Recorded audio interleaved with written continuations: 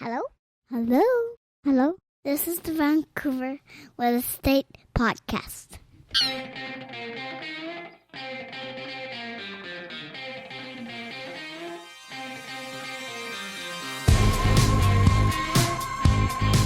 Okay, so we're here with Sam Adkins. He's a lawyer practicing in Vancouver, focusing on Aboriginal law. How you doing, Sam? Thanks for taking the time today. Hey, thanks a lot. Thanks, Adam and Matt, for having me. Yeah, maybe to start, Sam, can you start by telling our listeners a little bit about yourself?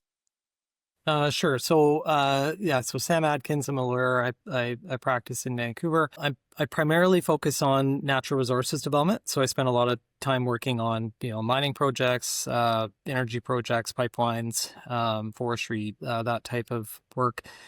And as part of that work, spend a lot of time sort of dealing with sort of Aboriginal law issues. And so I've followed, the case law pretty closely for my whole career, have been pretty focused on the Cowichan decision and followed its sort of progression through the court and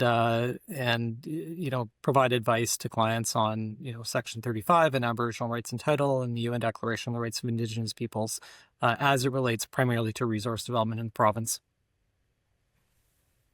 So maybe we should take a step back. I feel like a lot of our listeners are going to know a little bit about the Cowichan decision, have seen certain posts about it. It's all over the Vancouver Sun in the last couple of days. But for listeners who may not be up to speed on this decision, can you just give us a broad explanation of what it is, what it's all about? Sure. So I'll say at the outset, this is, I'm sort of speaking today in kind of my personal capacity with my personal views on the decision. Obviously, it's a significant decision, lots of different opinions sort of flying around on it. I'm not speaking on behalf of any client. I'm not speaking on behalf of my firm or anything like that. But I can give you just a little bit of sort of context for the decision. So this is an Aboriginal title decision. And so Aboriginal title is a specific type of Aboriginal right. And Aboriginal rights in Canada are constitutionally protected. So we have what's known as Section 35 of our Constitution, Act of 1982. It is a section of the Constitution. Sometimes people think it's part of the Charter. It's actually separate from the Charter of Rights and Freedoms. And it's a provision that basically just says the existing Aboriginal and treaty rights of the Aboriginal peoples of Canada, so First Nations people, Métis, and Inuit people, are recognized and affirmed under the Constitution. And so for non-lawyers, what that means is that from 1982 onward, we've had constitutionally protected Indigenous rights in Canada. So that means that it's the highest law in the land. The province, the federal government, they can't act contrary to the Constitution. The net effect of that is we've had many, many years of courts trying to figure out, well, what does Section 35 mean? It doesn't define the rights. It doesn't tell you what they are. And so courts have kind of had to grapple with that. And so some of the early litigation in the 80s and 90s was around, well, what is an Aboriginal right? And so the courts would develop tests to say, an Aboriginal right to fish or an Aboriginal right to hunt. And if you can prove these things as part of this test, then the court will declare that there's an Aboriginal right there. Aboriginal title followed a slightly different path. Aboriginal title is sort of the highest form of an Aboriginal right. It's a right to the land itself. So it's has a different test. There are some big Supreme Court of Canada decisions, the Delgamuukw decision in 1997, the Chilcotin decision in 2014. And the court established a test that, has a number of different parts to it. But for these purposes, it's really just a question of, were the lands sort of, sufficiently occupied by an Indigenous group at the time of the assertion of Crown sovereignty, which in BC, the date is set as 1846, such that they can say that we had those lands and that we have this Aboriginal title interest. And then there's a bunch of consequences that flow from that. And so that's sort of the context we're in which the Cowichan decision has come down. Now, the interesting thing is we've never had a decision dealing with private property interests. And so Cowichan's a little bit different from that perspective. But we've certainly had many, many years of Aboriginal title decisions and understanding what it means. And so you can sort of view this case as almost sort of an evolution of that case law development. And can we break down exactly what the Cowichan decision says? Like what was the decision? So the Cowichan decision, so it's the Cowichan tribes, which is made up of a number of groups that are largely sort of based on Vancouver Island and the Gulf Islands, but they traveled, right? And so they had winter camps in various places and summer camps. And so this was a summer camp, a summer village that the Cowichan tribes maintained on the Fraser River in the current city of Richmond. And there's a sort of a historical context around the sort of occupation of that site at the time of the assertion of Crown sovereignty in 1846. But there's also some other elements to that site that are kind of specific to the Cowichan, to some of the promises, or at least what the court viewed as promises made by the Crown at the time the BC entered Confederation. But in any event, that site, of course, is now entirely private lands. Some of which were held by the federal government, Canada, and held through the Vancouver Fraser Port Authority. Some held by the city of Richmond, and many lands held by just private landowners in the city. So what is kind of, again, distinct about this decision is you're taking the case law that dealt primarily with provincial Crown land and declarations of Aboriginal title on those lands, and now you're saying, well, how do we reconcile an Aboriginal title claim in the context of private land? And so the court is grappling with this big issue and ultimately makes a number of declarations. And so there's 6 of them. The court finds that there is Aboriginal title over this claim area. Now, it's not the whole area that the Cowichan were claiming. It's a smaller subset of that area. But the court finds that there's Aboriginal title of the Cowichan to this claimed area, which includes, as I mentioned, some lands held by Canada, some lands held by Richmond, city of Richmond, and a number of like a large number of properties are held by private landowners. The second piece, and this sort of quickly gets into sort of the legal aspects of the decision, but the Crown said that those private property interests, the Crown grants that were initially provided by the government, unjustifiably infringed Cowichan's Aboriginal title rights. So that's sort of a second piece of it, saying that there's Aboriginal title and that these fee simple interests infringe that right, and that infringement is not justified. And we'll talk a bit more about that. And then this is the piece that's been picked up in the media, is the court then made a declaration saying that Canada and Richmond's titles, but just Canada and Richmond's titles, are defective and invalid. So basically saying those titles, because of this Aboriginal title claim, and because there weren't, and I'll talk a bit about some of the defenses, because there weren't defenses to that, or at least the defenses the court they weren't successful on those defenses, that those titles are defective and invalid. And then there are obligations on the Crown, the federal Crown Canada and the provincial Crown BC, to negotiate with the Cowichan in relation to those specific lands. So with Canada related to, so there's sort of a subset of the decision related to a fuel delivery service for YVR Airport, where the court didn't find the title was defective and invalid, but imposes a requirement on Canada to negotiate. And then with BC, basically the court, and we'll talk a bit more about this, the court really focuses on the role of the BC government as the provincial Crown. And there's an obligation on the BC government to negotiate in good faith to try and resolve this apparent conflict that now exists between those fee simple private lands and the fact that there's a declaration of Aboriginal title.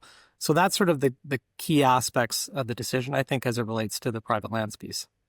So just to fully understand, Sam, so so the stakeholders involved, it's Canada, BC, the Cowichan band, and the private landowners that own the property in fee simple, the city of Richmond, and the city of Richmond. Right? Yeah, so there's the actual sort of parties to the litigation were the Cowichan tribes. So they're the ones that brought the claim. There's Canada, there's the city of Richmond, and there's the province of British Columbia. Those are the defendants.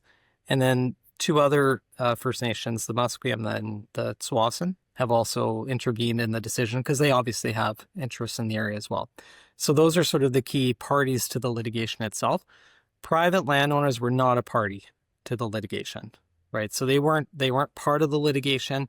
And I think what we've heard over the last couple of days is this concern about, well, why weren't they notified? And in fact, there was a decision by the court because there was an application brought by the defendants saying that those landowners should be notified and should be brought into the litigation in some fashion. And the court said, no, this is already complicated enough, this litigation. We don't want to bring in, hundreds or whatever of potential other defendants into this litigation. Cowichan is not seeking any kind of remedy against those properties. And so the court sort of found it would be more prejudicial to provide that notice than to not provide it. And so that was a decision a number of years ago. Obviously, that's been a focal point in some of the public consultations, is why didn't private landers get told about it? And so that's been one of those things that's been circulating. When you say not seeking remedy in this case, what does that mean? Because so John Smith owns a house since 1973, wakes up one morning to this court case in the news, finds out it's part of his land. What does this actually mean for that homeowner or owner of fee simple land in that area? Yeah. So there's a few pieces to it. So one, if I sort of back up and talk a bit about Section 35 more broadly. So Section 35, the courts have over and over again in Canada said that one of the driving purposes of Section 35 is reconciliation. And what reconciliation means from the court's perspective, it's the reconciliation of the assertion of Crown sovereignty over the lands that are Canada and the pre-existence of Indigenous societies, and then the reconciliation by the Crown of those interests with non-Indigenous Canadians, right? So there's this sort of balancing that kind of happens, and all of that responsibility is really on the Crown, either the federal government or the provincial government, depending on the issue. So when you read the decision, the decision is dealing with a series of declarations. And so a declaration is not like a judgment in the sense of you've gone to court, I've now got a judgment, and I'm going to go and enforce that judgment against you. A declaration is a little bit different. A declaration is actually a statement by the court that something is the case, and the intention of that statement is to provide guidance to the parties to resolve those issues. And so a lot of Aboriginal law cases have kind of proceeded on the basis of declarations that then provide guidance to the parties to go and sort that out. And so when you read the decision, ultimately what the court does, it's very careful around, the way in which the declarations are structured to say there's an Aboriginal title interest. Nowhere does the court say that does that invalidate the fee simple interest of any third parties other than Richmond and Canada. Right. So the court does not say that. In fact, the court doesn't resolve at all, which is kind of one of the challenges. But the court doesn't invalidate that title. The court just doesn't deal with that issue at all. Right. There's Aboriginal title. There's fee simple. We're not going to deal with the outcome of that. What the court does instead is they focus their attention on the BC government. They say, well, the provincial Crown under Section 35, it's your sort of constitutional obligation to try and deal with these issues. And so what the court really is doing is saying, BC, you need to go and sort this out and negotiate an outcome to try and reconcile these apparently, these clearly, conflicting interests. So you wake up one day to the Cowichan decision. There are some consequences, and we'll talk a bit about that. But you're still on your land, right? You still have a fee simple interest to your land, coming to take your land. Cowichan have been very clear, both within the litigation itself, but also just in the last number of days. Like, they are not seeking a remedy against third-party, landowners in Richmond. That's not to say there aren't consequences, and that's not to say this isn't a significant decision. But to your example, I can't remember, you say John Smith wakes up one morning, he still owns his property, right? and still ostensibly has all the same rights that he had the day before. So the one thing, Sam, and I mean, we're maybe kind of getting into it, the implications maybe prematurely here, but so John Smith now has a property that would be very challenging to sell in light of the news. So there's that. And then John Smith also, according to the meeting last night, I think there was one gentleman who was talking about challenges with his name wasn't John Smith, but I think he owned his property since 1975 or something like that. Yeah, and legitimately was suggesting that that refinancing, that getting a mortgage might be challenging because obviously lenders are going to see a lot of risk now. is there recourse for, I guess, what's the fallout? Like, do you see other fallout for the private landowners in the area? And do you think there'll be recourse for these folks?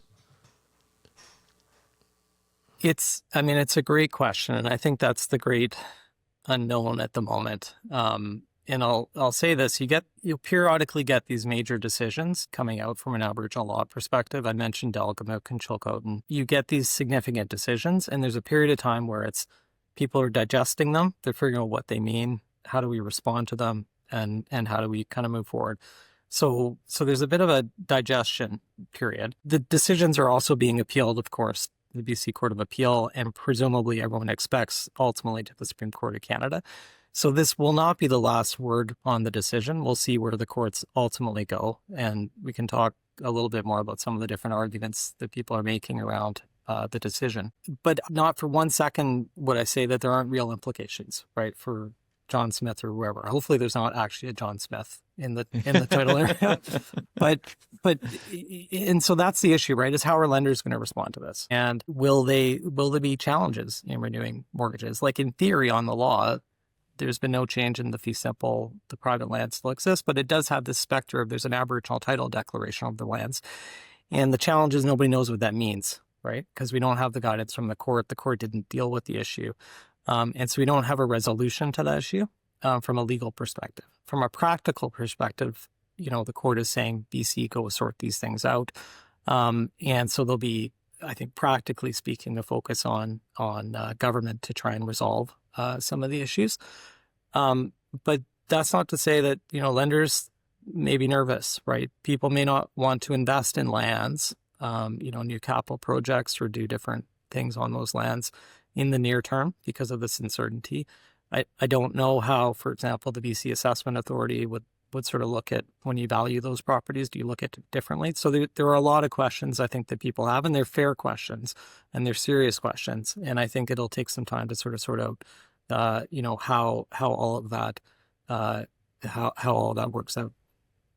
So I'm just thinking, Sam, like, do you see this as kind of the tip of the iceberg of what could be future claims against privately owned land? And I'm thinking like where Aboriginal title can be proven through historical occupation and exclusive use, Crown grants could be perceived as invalid. So like where else in BC do you think might be at risk? Or is this generally anywhere without treaties? Yeah. So, one of the challenges, with the Cowichan decision, there are some unique aspects to Cowichan in the sense of like, this was a very specific site. There's a lot of historical record around it. There is, as I mentioned, some of the aspects around BC's entry into Confederation, around the setting aside of Indian settlement lands as part of that. There are some very specific things about Cowichan that wouldn't necessarily apply in every case. That said, there are Aboriginal title claims across all of British Columbia, and there are Aboriginal title claims in many parts of Canada, right? BC is a typical, has typically been the place that a lot of the case law and a lot of these issues have arisen from, and it's in large part because BC didn't historically pursue a treaty-making process in the province, as was the case in not all parts of Canada, but many parts of Canada. And so, outside of some treaties on the southern part of Vancouver Island, known as the Douglas Treaties, and a piece of northeast BC that's covered by one of the numbered treaties, Treaty 8, BC doesn't have treaties. And so a lot of these issues, these sort of outstanding land claims, have really centered in BC. So all of the big Aboriginal law decisions have typically come out of BC, and they've typically come out of these concerns that these issues have not been addressed. It is the challenge that I would say with the decision is, although from the perspective of trying to direct these issues back at the Crown, the decision is sort of cautious in trying to sort of do that. The challenge is the decision says a whole bunch of things about fee simple title that would be a problem everywhere, right? So it'd be a problem anywhere in British Columbia, presumably anywhere in the Lower Mainland. We're on, you go to a hockey game, like we're all on unceded and unsurrendered land, and there are Aboriginal title claims blanketing the city. Now, I think when you read the Cowichan decision, I sort of spoke a little bit about this. Like, I think one of the challenges with the decision is that you could certainly read the reasoning for why Canada and Richmond's titles were found to be defective and invalid could certainly apply to all of those other third-party lands.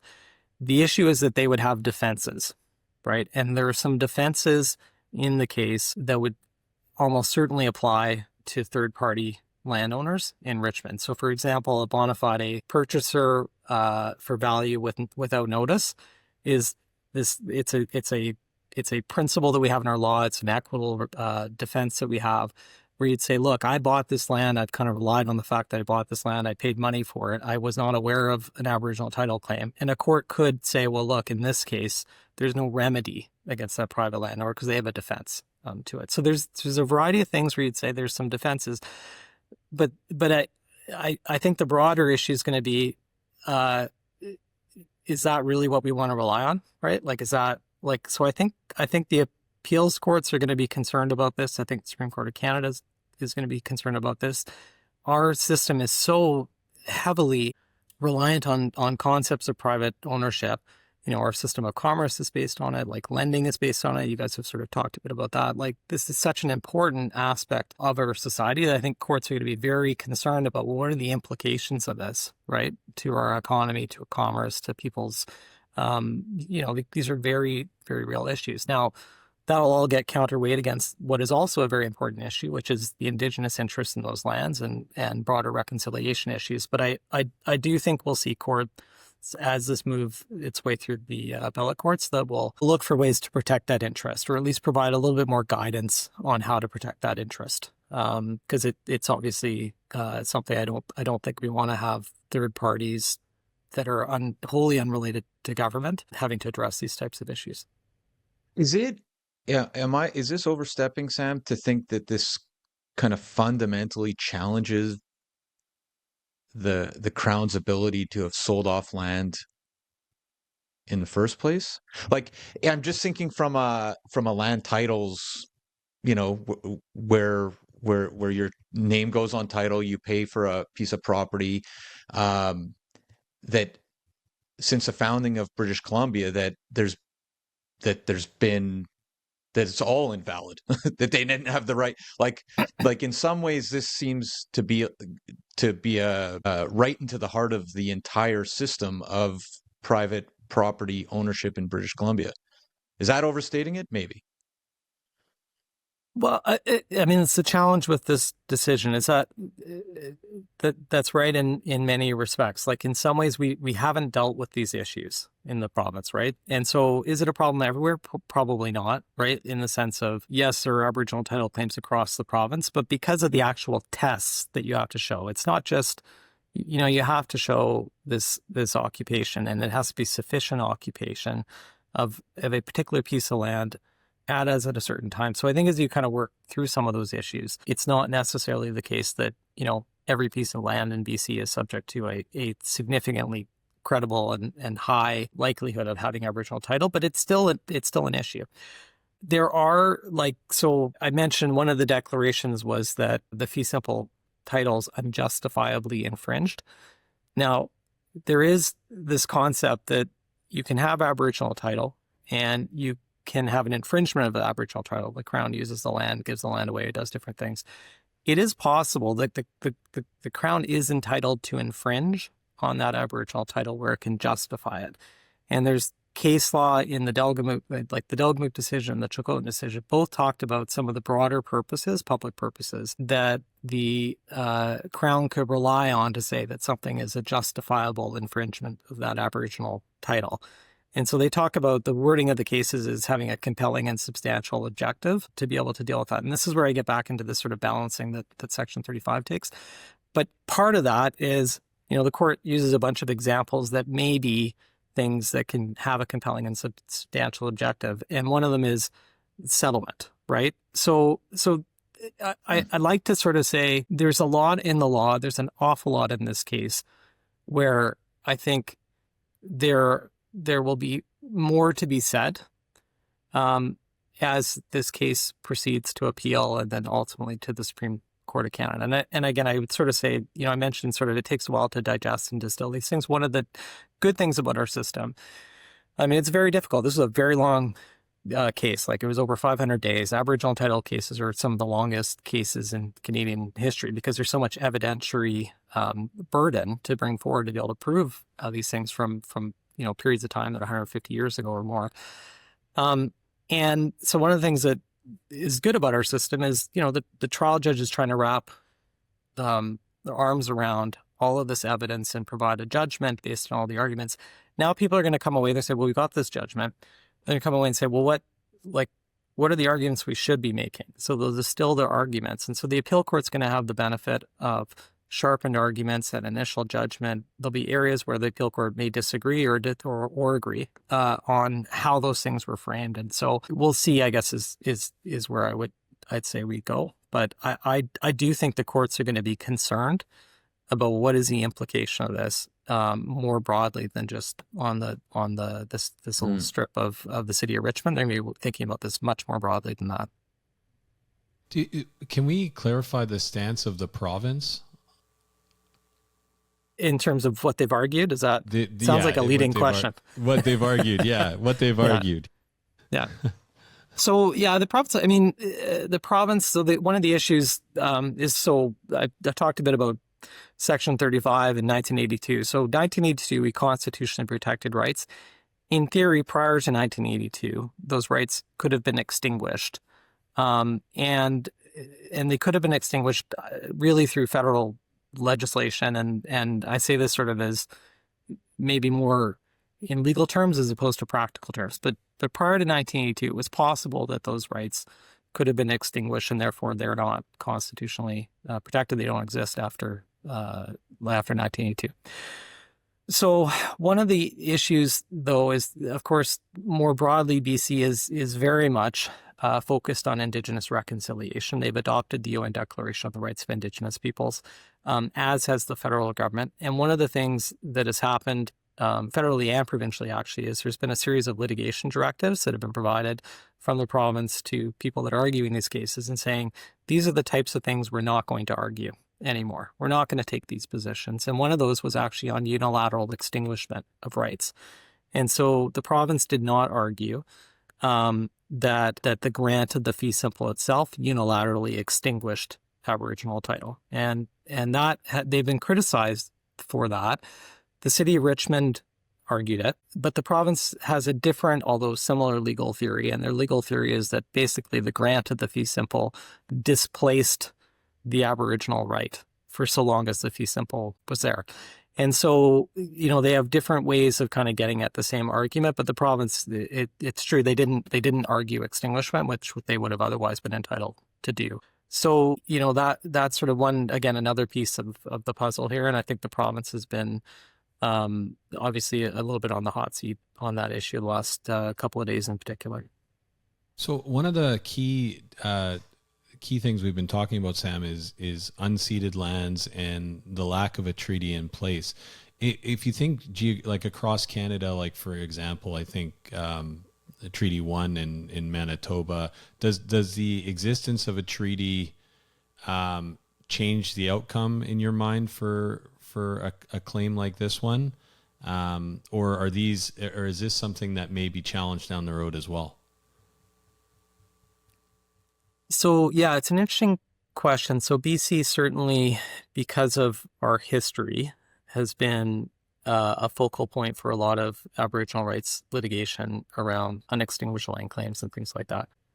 It is true that particularly over, for example, the prairie provinces, there were the treaties 1 through 11 that were negotiated. And so if you were to look at a map, you would see it's covered by treaties 1 through 11 across all of the prairie provinces. I mentioned to a little corner of Northeast BC, bits of Ontario, etc. And those treaties, when you read them, say that the First Nation treaty signatory is, hereby ceding and surrendering their interest in the land in exchange for the promises in the treaty. On its face, one would think Aboriginal title claims face an uphill battle. In practical terms, though, I think, the law is still evolving. So one obvious point is, for example, the Métis across the prairies. The Métis are not captured by historic treaty. They were focused on First Nations people. The Métis have Aboriginal title claims across the prairies, for example, and that they're advancing. There are differing interpretations of what the historic treaties mean. Obviously, they're written in English. They were written agreements with groups that historically had oral traditions. And so there's broader views of, well, what do the treaties actually mean? And so there are questions around that.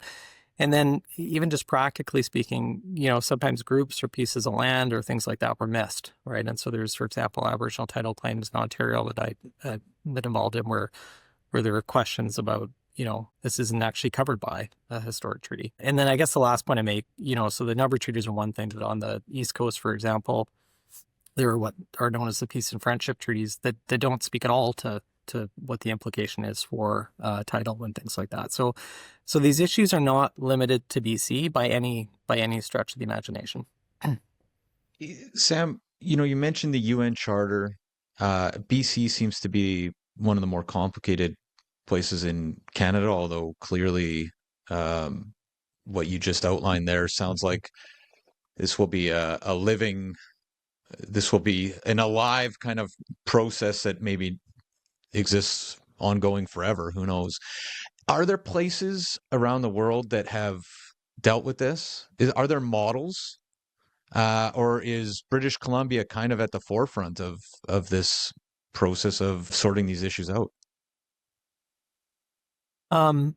It is Canada is, for all of Canada's faults, and there are a lot of faults, one thing you could say about Canada from a legal protection perspective, like we're one of the few countries in the world that has constitutionally protected Indigenous rights. And a result of that is we've got sort of 40 or 50 years of case law in this country trying to figure out what does that mean, right? Like, how do we balance these interests? How do we deal with reconciling interests and rights? She got a pretty well-developed sense of the law. And, as BC and Canada have endorsed the UN Declaration on the Rights of Indigenous Peoples, I think a lot of that case law will inform, well, how do we approach UNDRIP, right? Like, how do we, we can't sort of ignore the fact that we're all here, right? We're sitting in downtown Vancouver and there's a lot of people here. Nobody's leaving. And so, a lot of our law is really focused on, like, how do you kind of balance these things out?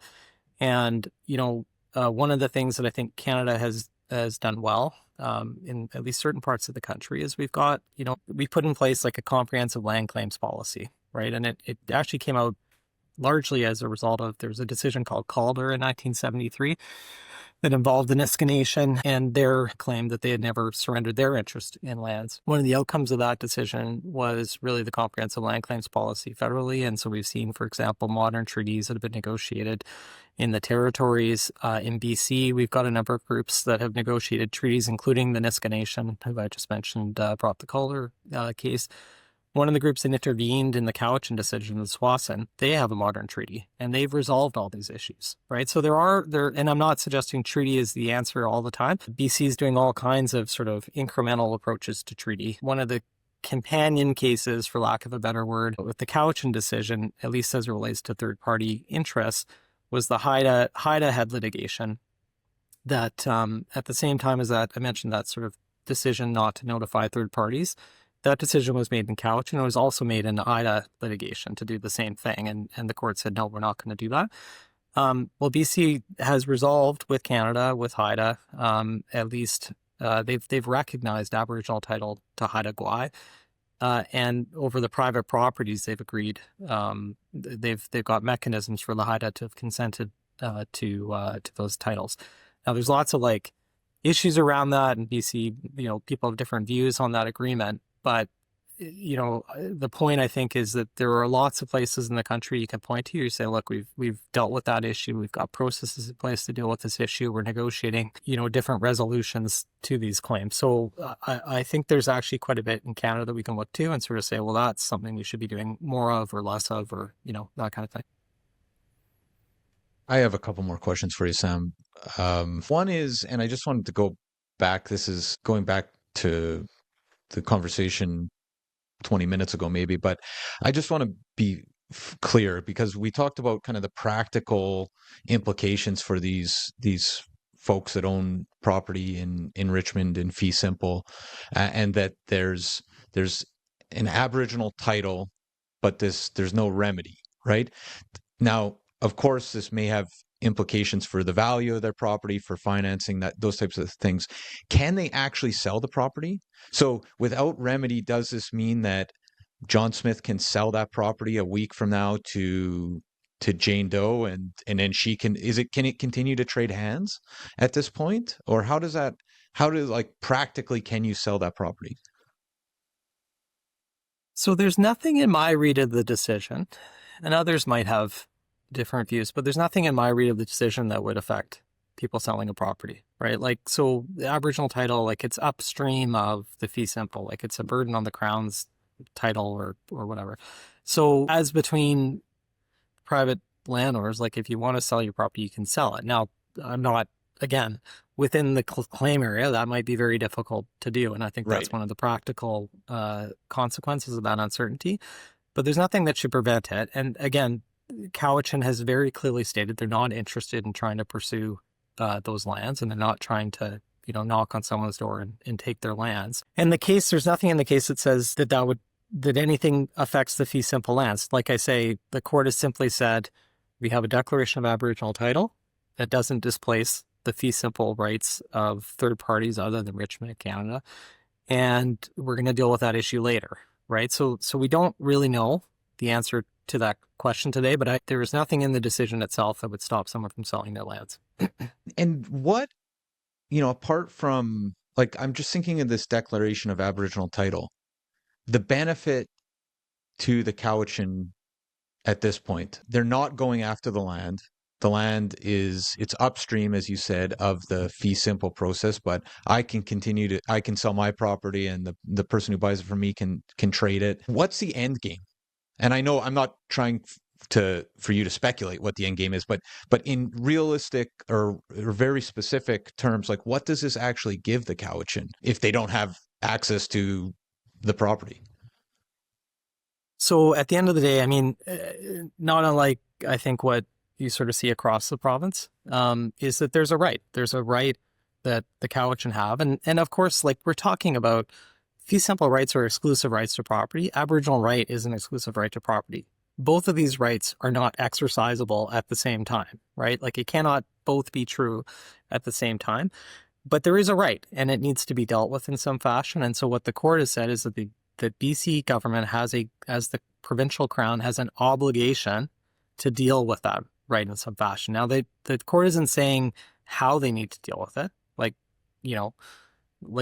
The court isn't saying you have to go and exercise your expropriation powers and get those lands back and get them to the Cowichan. Like, that's not what the court is saying. The court is saying you've got an obligation to negotiate in good faith to reconcile the fact that you've got these fee simple rights and an Aboriginal title right. And so that's sort of from, and I don't speak for Cowichan at all, but I think at the end of the day, it's some kind of resolution of what was a wrong, at least what the court found was a historic wrong. And that could include, to be clear, it could include compensation. It could include other Crown lands that might be available. There might be a variety of things that the Crown could do to kind of address those issues. And I wouldn't want to sort of speculate on what a resolution looks like, but I can say that this is, we have a BC treaty process, right? Almost every First Nation to some degree in some capacity has kind of been part of the BC treaty process. Now there's, it's been a slow process for some, and some aren't interested in pursuing it. But that's really at its core, is trying to resolve this stuff. Is trying to say, like, there's an outstanding Aboriginal interest in this land. How do we resolve this through some kind of negotiated settlement? And so that's really ultimately, I think, where this goes.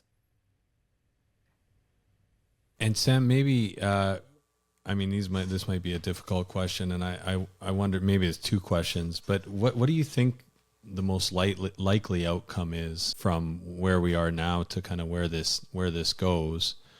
And then, and then the second question to that is, like, is there a good outcome here, or an outcome that you think would be kind of best case for kind of all parties?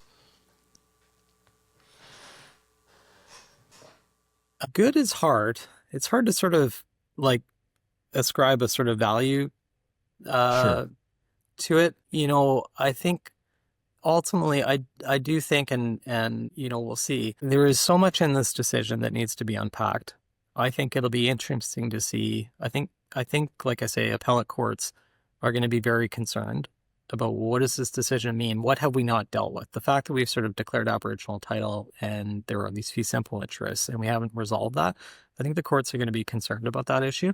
And so, if I was sort of crystal balling it, and this is just to be clear, like there are defenses, right? And so I think private landowners, where they sort of, if this were to not be resolved and things changed and Cowichan ultimately decided down the road they're going to go and try and exercise their rights and get some kind of judgment from the court to do that, there'll be defenses available for private landowners. But I think the court's going to be concerned about even, the idea that there is this sort of uncertainty, right? I think they're going to be very concerned about that. So I would think that courts may find a way to kind of shelter third parties somehow through this litigation. And there's a bunch of different ways that could happen.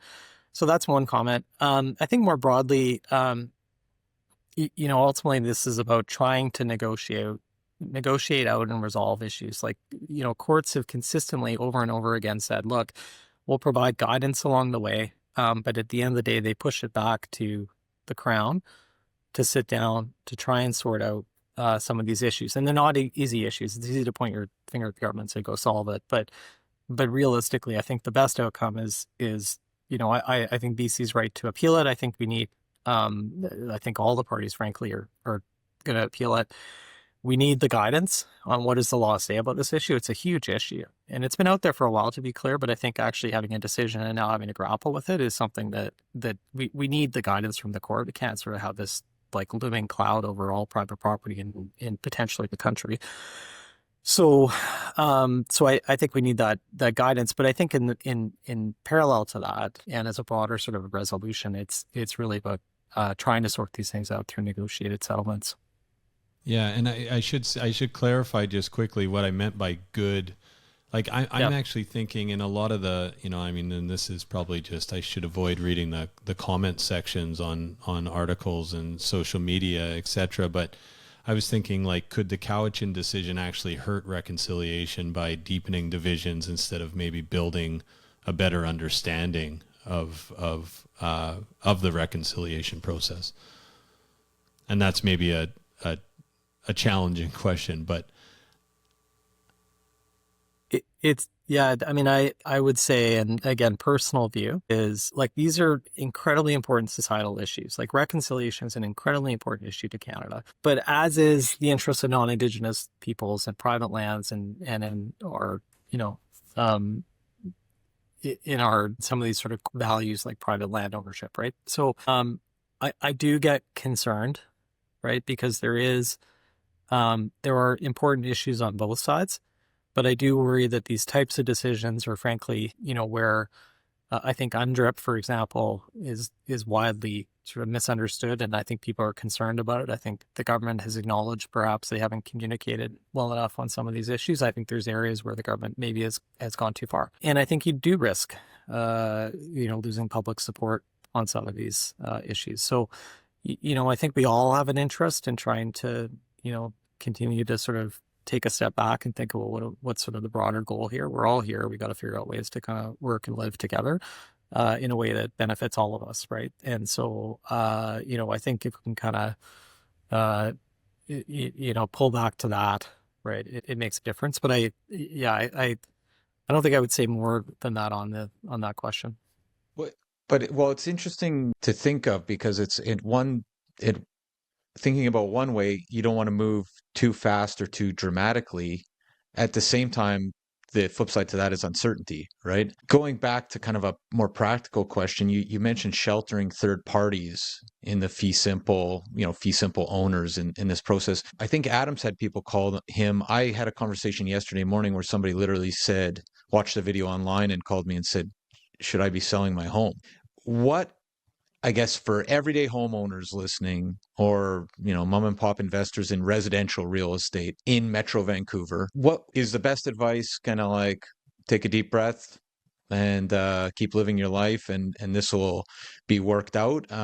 What would be your advice there for people that are nervous? Yeah, I think that's right. I mean, it's a little bit like giving notice to the landowners, a number of years ago. Like for what practical purpose? Like what what would you do as a landowner? How would you have hired Is that a lawyers and material engaged in latent litigation?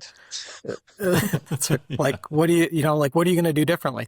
So, I mean, my view is, I think it's that. I think, this is not a new issue. It's just that it's raised its head. We've opened a box in terms of like trying to understand, well, what is this issue? Now we've got a judgment on it, but the uncertainty existed before that. The interesting thing will be to see, like I say, how do lenders respond to this, right? I think well-advised lenders will probably take a more sort of longer term view of these things, but it's not, I wouldn't say it's not an issue at all. Like I get people call me in my role and they're looking at investing or supporting or financing a project in Canada. They're like, well, what is this Cowichan decision about? But at the end of the day, I do feel like if you sort of look at the trajectory of the law and where Section 35 rights litigation has always gone, it's always, the courts have generally pointed their finger back at the Crown and they've said these are issues for the government to resolve. And I